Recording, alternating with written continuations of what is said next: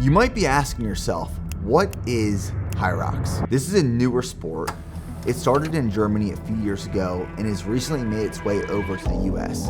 And it hosts these competitions in these massive arenas that draw thousands of people. Hyrox combines both running and functional workout stations where participants run 1 kilometer followed by 1 functional workout station repeated 8 times.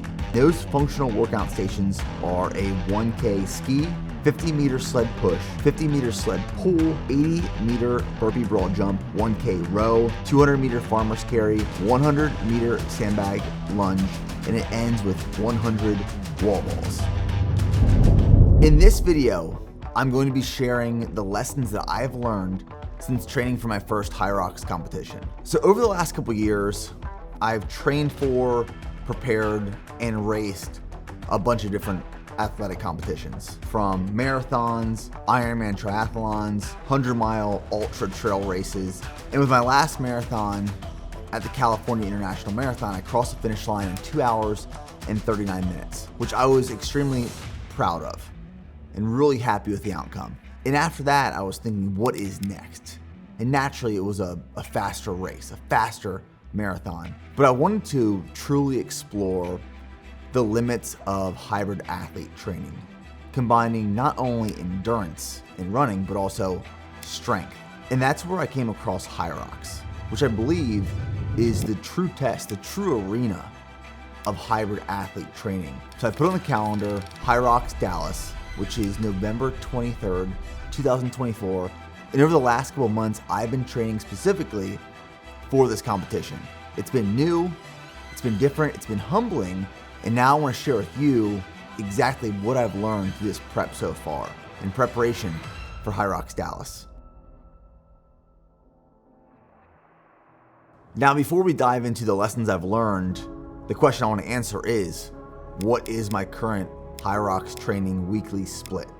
And it looks a little something like this. Monday is 10 easy miles in the morning with a Hyrox circuit in the afternoon. Tuesday is upper body strength and core. Wednesday is a tempo or track workout in the morning, ranging from 10 to 12 miles, and then lower body strength in the afternoon. Thursday is 10 easy miles in the morning and a Hyrox circuit in the afternoon. Friday is about 8 easy miles in the morning and upper body strength and core later in the day. Saturday is a long run plus some sort of accessory work. And then Sunday is 8 to 10 easy miles. And my weekly mileage roughly right now is 65 miles per week. The first lesson that I learned is that Hyrox is a running race with obstacles. And we know at this point that the Hyrox competition is 8 rounds.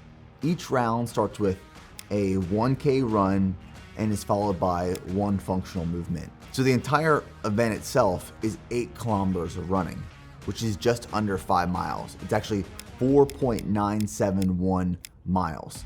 So half of the race in terms of duration is roughly half running. But it's not just regular running, it is compromised running, because these obstacles will compromise your running ability from one round to the next, and so on and so forth. So the longer the race becomes, the more fatigued your legs become, not just because of this increase in running volume, but because after each 1K, you are breaking down your body with a functional movement. So when you go into that next 1K, it becomes harder and harder and harder.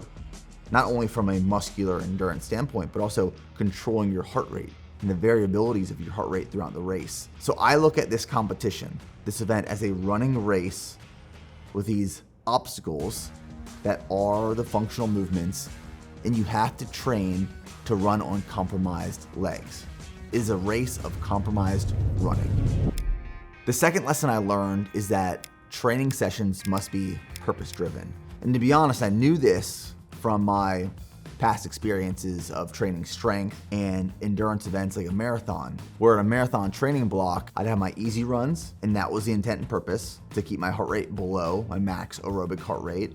I'd have my critical velocity workouts on the track. I'd have my tempo workouts. I knew my effort that I was supposed to apply, the paces that I was meant to hit, and then the whole duration and volume of that workout.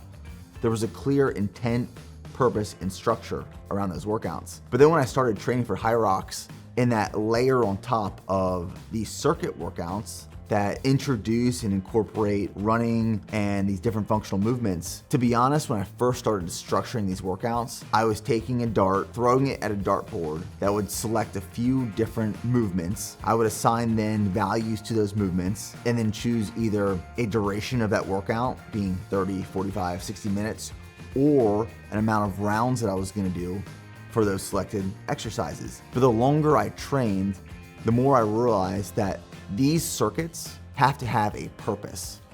So when I structure them, I program them, I show up for that workout, I know what the purpose is. That purpose might be compromised running. The intent of the workout might be to just build the engine.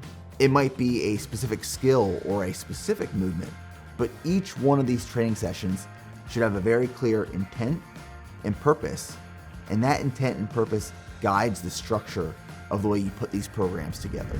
I think I would honestly say that was the hardest workout of this prep so far. Now, a few weeks ago, I heard this phrase and I loved it. And this is the next lesson that I learned. It is to stimulate, not obliterate. And it's similar to the way that my running coach, Jeff Cunningham, says it's better to be consistently good rather than occasionally great. In the reality of these Hyrox specific focused circuits, it's really easy to crush yourself, obliterate yourself. And there's a time and place to go to this dark place where you're really just in it during the workout. But if you do that every single time, every single day, every single workout, and you bury yourself and you bury yourself and you obliterate yourself, you're digging yourself a hole. We want to stimulate adaptations. We want to create stressors that allow us to grow. But going in and just crushing ourselves every single time is not actually going to facilitate the growth we want.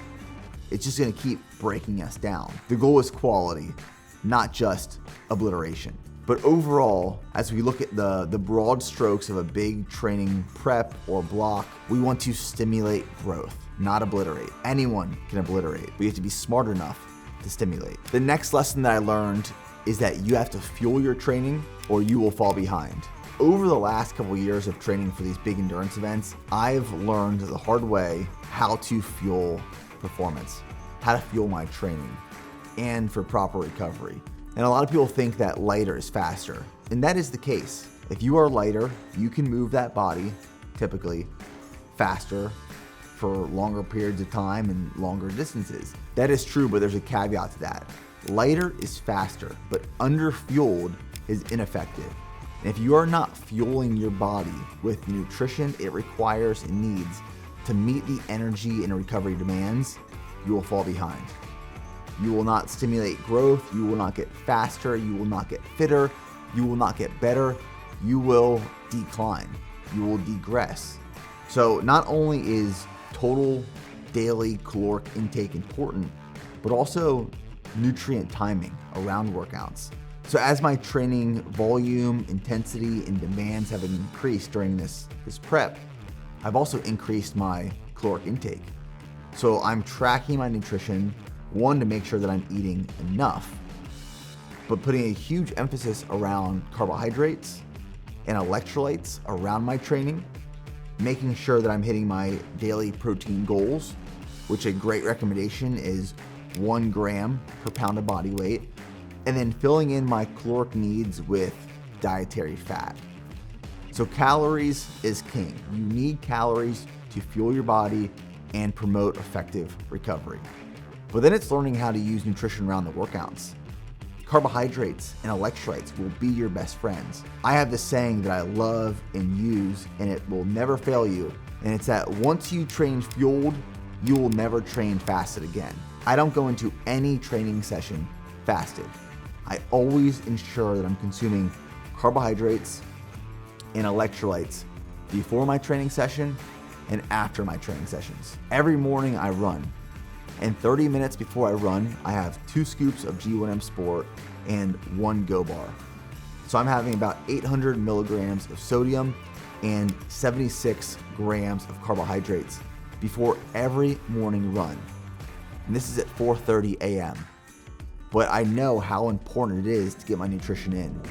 The next lesson I learned is just how important auto-regulation is, especially in a prep that requires this much physical energy demand. And auto-regulation is essentially your ability to control, change, and manipulate your training based off the way you are feeling and performing. So we are constantly being fed data that is objective and subjective. Objective data is the information our apps, technology, and devices give us. And then subjective data is just how you feel. Like when you wake up in the morning, do your legs hurt? Do you feel overly taxed and fatigued? And we can use this objective data paired with subjective data to assess how do we feel. And if you don't feel physically ready to go into a big training block or a big workout, make changes. Because if you make changes and you might need or require some additional rest or recovery, you will then keep making more sustainable and incremental progress through a training block. Auto-regulation might be off days. It might be deload weeks where you're reducing training volume and intensity overall. Auto-regulation might be just changing out a tempo run with an easy run. There are many different methods to apply for auto-regulation, but it's having the awareness and the responsibility to make changes to your training based off how you're feeling so you can keep stimulating growth moving forward into a prep. And the last lesson that I learned is to track your progress. Now, when I started this prep, I bought this notebook, and at the end of each day, I write down my training exactly for what it was. In the morning, I write down my run, my total mileage, my paces, splits, heart rate, total volume, everything. And then in the afternoon, I'll write down my second workout, if I had one, the time it took me, the exercises I performed, the reps, the sets, the weights, my calories are in this journal. I'll add subjective notes, how my body was feeling, and I'm tracking all this data, objective and subjective, so I can track progress. And if we track this progress, not only how we are progressing, but total volume as a whole, that is progressive overload, and we are tracking and implementing and forcing progressive overload. Because if we look at a training block, there should be this trend where volume and intensity increases into a peak in a build before we go into a taper, so we show up race day as fit and fresh as possible. And you can do this without tracking, but when you track, when you write these things down, all these data points, you can hold yourself accountable and you can ensure you're making progress. And it's not only with one part of the sport, but I also view Hyrox as a triathlon type sport. There are 3 different modalities of training. There is strength specifically, there is running specifically, and the third are the circuit workouts. And I view Hyrox as this triathlon type sport and event where you're training these 3 different things. That's a lot of different things to track. So if you write these down and you keep a log, a journal of how you're progressing in each, you can ensure you are making sustainable progress that stimulates the growth you want and require to show up race day in the best form at your full potential. So those are just some of the lessons I've learned in my first Hyrox prep, coming from a background of strength and endurance events, and now tying all this in together that tests the true hybrid athlete. So my first Hyrox is Hyrox Dallas, November 23rd, 2024. Looking forward to it. If you guys are new to the channel, make sure you subscribe. And as always, go on more.